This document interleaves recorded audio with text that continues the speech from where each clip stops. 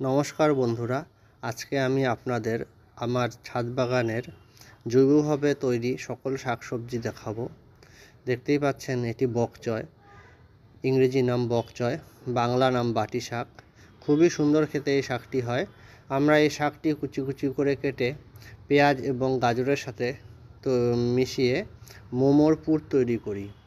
মোমোতে আমরা এটি খাই, ভাত ভাজা বা ফ্রায়েড রাইসেও এটি দিয়ে থাকি, চাউমিন ভাজলেও এই শাকটি আমরা ব্যবহার করি। এটি মূলত দক্ষিণ এশিয়ার চীন, জাপান, ভিয়েতনাম প্রভৃতি দেশের গাছ। এই গাছটি চিকু গাছ বা বাংলায় সবেদা।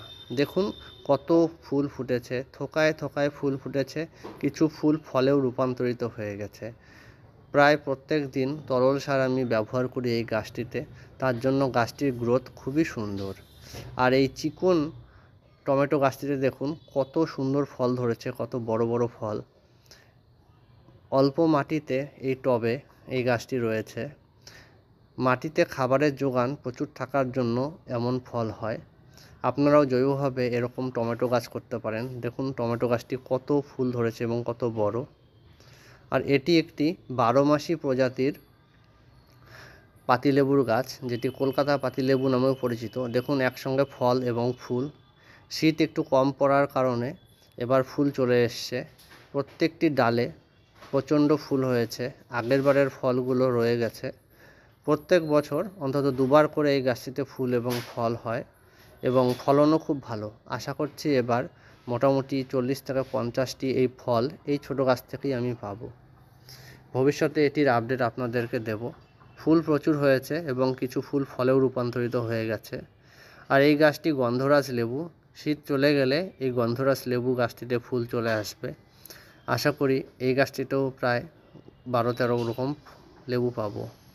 এবার দেখাচ্ছি আপনাদেরকে করল্লা বা উচ্ছে। দেখুন প্রত্যেকটি পাতার নিচে উচ্ছে ফুল এবং উচ্ছে হয়ে গেছে এবং আরও উচ্ছে হবে। মাত্র 3টে গাছ থেকে আমি সপ্তাহে 10-15টা করে উচ্ছে পাই এবং রেগুলার গাছটিতে তরল সার আমি দেই। খুবই ফলন ভালো। শেডের নিচে থাকতে গাছটি রৌদ্র সেরকম পায় না, তবুও খুবই সুন্দর। দেখুন প্রচণ্ড হারে ফল হচ্ছে।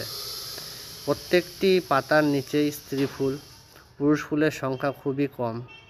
জাতটি খুব ভালো। এগুলো তোলার উপযুক্ত হয়ে গেছে।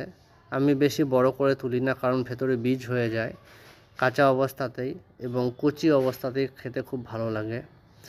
এই উচ্ছে যদি আপনি জৈবভাবে আমার মতন তৈরি করে প্রত্যেক সপ্তাহে অন্তত 2 দিন কিছু পরিমাণ উচ্ছে খেতে পারেন, আপনার ব্লাড সুগার কন্ট্রোলে থাকবে, ব্লাড প্রেশারও কন্ট্রোলে থাকবে।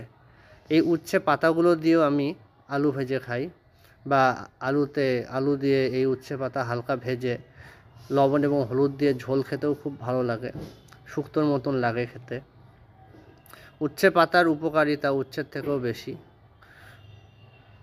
এই উচ্ছেগুলো দেখুন প্রচুর উচ্ছে হয়েছে, প্রচুর। প্রায় 50-60টি উচ্ছে এখন আমার গাছে হচ্ছে। আশা করি প্রত্যেক 3-4 দিন পর পর 4-5টি করে উচ্ছে উঠাতে পারবো। বেশি উচ্ছের দরকার নেই। সকালবেলায় 3-4টে উচ্ছে দিয়ে ঝোল করলেই একজনের খাবার হয়ে যায়। আমাদের ফ্যামিলিতে আমরা 2 জন মাত্র মানুষ, আর একজন আমার বাচ্চা আছে, 1 বছর বয়সের বাচ্চা। আমার সেই 1 বছর বয়সের বাচ্চাকেও আমি এই উচ্ছে ভেজে খাওয়াই। বাচ্চা খায় এবং কখনো বাচ্চার কাছ থেকে পাইনি যে ও খাবে না। আর বিভিন্ন রকম শাকসবজিও আমি আবাদ করে থাকি আমার বাচ্চার জন্য, আমাদের জন্য। বাজারের কেনা শাকসবজির থেকে এই শাকসবজির স্বাদ এত সুন্দর যে আপনি নিজে যতদিন না উৎপাদন করতে পারছেন ততদিন আপনি অনুধাবন করতে পারবেন না ব্যাপারটা। আর বাজারে 10টা শাকসবজির সমান আপনার এই জৈবভাবে তৈরি একটা শাকসবজির শক্তি হবে, নিউট্রিশন, যেটাকে আমরা পুষ্টি বলি। বাজারের সবজি যতই পরিমাণে বেশি খান না কেন আপনি পুষ্টি পাবেন না। আর জৈবভাবে নিজে যদি এরকম সুন্দর বেগুন উৎপন্ন করেন, এই বেগুন দিয়ে যখন আপনি চচ্চড়ি বা হালকা মাছের ঝোল খাবেন বেগুন আর আলু দিয়ে, তখন ঝোলের যা স্বাদ হবে আপনি নিজেও কল্পনা করতে পারবেন না। খুবই সুন্দর স্বাদ হয়, আমরা খাই। এই কারণেই আমার নেশা হয়ে গেছে যে অন্তত শাকসবজিটা যদি কিছু পরিমাণে নিজে আবাদ করে খাওয়া যায়।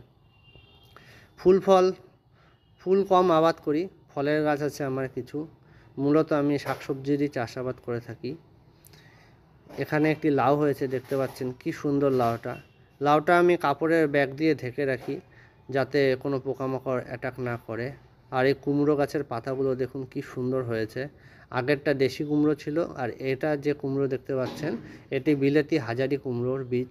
গাছগুলো খুব সুন্দর হয়েছে, গাছগুলোকে অন্য কোথাও ট্রান্সফার করে দেব। আর এই লাল শাক, 3-4 রকমের লাল শাক আমি পেয়েছি। এটা আবার সেই বকচয়ের বীজ, বকচয়ের গাছ, ছোট ছোট কচি। এটা আমার ছেলে ঝোল খেতে খুব ভালোবাসে। বকচয় ব্রকলি দিয়ে ঝোল খায় আমার ছেলে। আর এই ধরনের লাল শাকটা দেখেছেন, শিরাটা লাল আর বাইরের পাতাটা সবুজ। কয়েকটি লঙ্কা গাছ বড় করছি। এগুলো হচ্ছে বিলাতি ধনিয়া পাতা, খেতে খুবই সুন্দর লাগে বিলাতি ধনিয়া পাতা, চারিদিক থেকে কেটে কেটে খাই। আর এই যে একটি কালো লঙ্কার গাছটা দেখুন, প্রচুর, প্রত্যেকটা নোডে, প্রত্যেকটা জয়েন্টে লঙ্কা ধরেছে। এবং গাছটি এত ছোট একটি টবে আছে, তাও এত বড় গাছ, এবং প্রত্যেকটি নোডেই লঙ্কা, খুবই সুন্দর। পুদিনা গাছ কেটে কেটে খাই। আর এই লঙ্কাটা প্রচুর তোলা হয়েছে। এই গাছতে, একটি ছোট গাছে মোটামুটি 30-40টা লঙ্কা ধরেছিল, তুলে তুলে খাওয়া হচ্ছে। খুবই ঝাল এই লঙ্কাটা।